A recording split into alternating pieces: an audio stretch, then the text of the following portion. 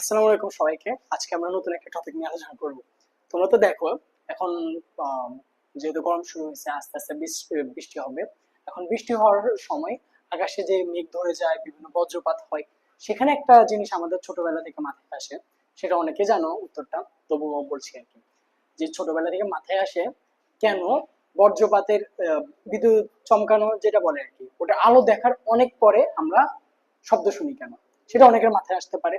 এখন এটাও তুমি প্র্যাকটিক্যাল লাইফে অনেক কাজে লাগাতে পারো, সেটাও আজকে নিয়ে আলোচনা করব। প্রথমত বলিনি এটা কেন হয়। প্রথমত আগে দেখি এই বজ্রপাতটা কোথায় হয়। বজ্রপাতটা হয় মেঘে মেঘে। আমরা ছোটবেলা থেকে বড়দেরকে বলতে শুনে যে মেঘে মেঘে ঘর্ষণ লাগলে বজ্রপাত হয়। আসলে কিন্তু বিষয়টা এমন না। আসলে বিষয়টা কি, মেঘের ভিতরে এটা আরো বিস্তারিত বলা যায়, তো আমি সংক্ষেপে বলি। মেঘের ভিতরে অণুগুলো আছে, পানির অণুগুলো কিন্তু স্থির থাকে না যে একসাথে সবাই চলাচল করবে। এটার ভিতরে কিন্তু একজন একজনের উপরে অথবা একজন একজনের পাশে ঘোরাঘুরি করতে থাকে। এই ঘোরাঘুরির কারণে সমস্যাটা হয় কি, এই ঘোরাঘুরির কারণে মনে করে এখানে অনেক সময় নেগেটিভ চার্জের তৈরি হয়। এই নেগেটিভ চার্জের কারণে মনে করে একটা মেঘে নেগেটিভ চার্জ তৈরি হলো। এখন এই নেগেটিভ চার্জ সে কি করবে, সে দুইটা থেকে তিনটা কাজ করতে পারে। প্রথম কাজ, সেখানে নেগেটিভ চার্জ এটা সরাসরি ভূমিতে ভূমিতে মনে করি এখানে গাছ, ভূমিতে নিয়ে ফেলে দিতে পারে।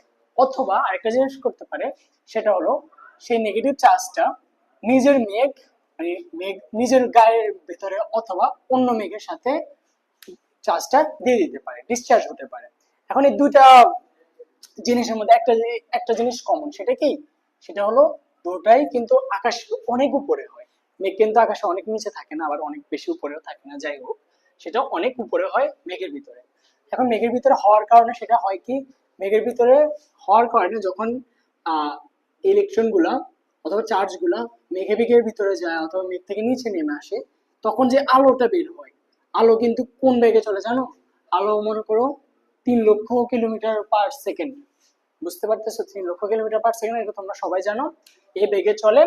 এখন মিটারে লিখলে এইভাবে হয় আর কি, পার সেকেন্ড। হ্যাঁ, এখন এই আলোর বেগ এমন, কিন্তু তুমি যে শব্দের কথা বলতেছো, যে শব্দ তুমি শুনতেছো, সেই শব্দের বেগ কেমন?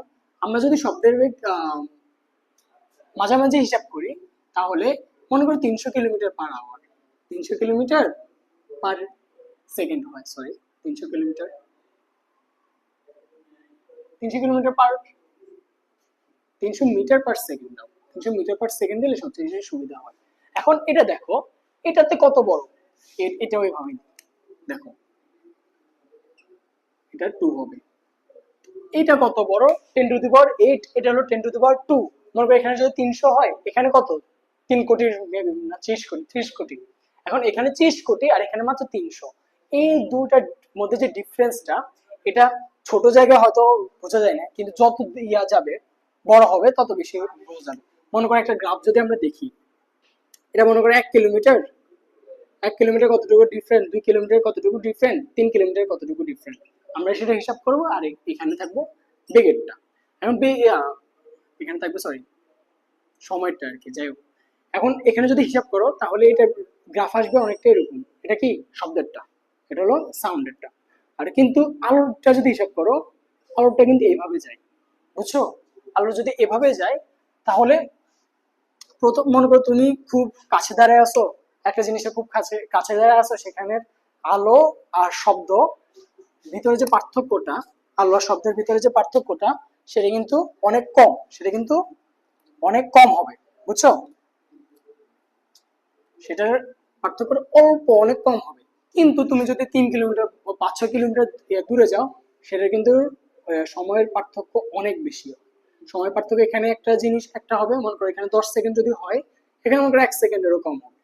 এরকম তুমি যত দূরে যাবা, তত বেশি সময়ের পার্থক্য বাড়তে থাকবে। তো এটার দ্বারা তুমি কি কাজ করতে পারো, এটা দ্বারা তুমি কাজ করতে পারো কি, তুমি ধরে নিবা যে এটা যেহেতু 30 কোটি মিটার পার সেকেন্ড, তাহলে কিন্তু আমরা ধরে নিতে পারি যেটা সাথে সাথে আসে, ধরে নিতে পারি সাথে সাথে আসে।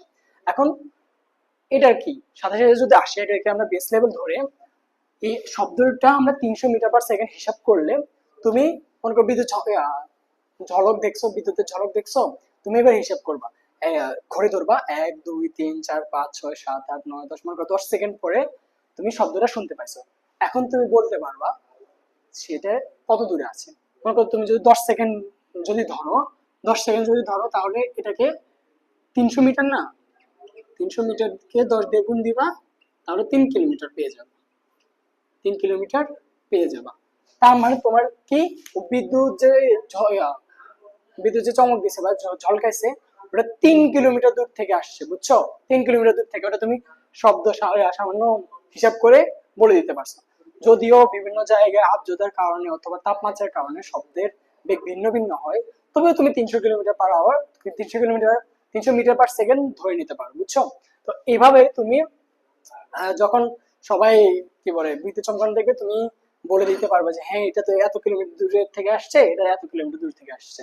তুমি একটু বেশি স্মার্ট হয়ে গেলে আর কি, যাই হোক। আচ্ছা, আজকের এটার জন্য আজকে আমাদের এই টপিকটা আলোচনা করছিলাম। আর দেখা হবে পরের নতুন কোনো টপিক। ততক্ষণ পর্যন্ত ভালো থাকবে, সুস্থ থাকবে, আল্লাহ হাফেজ।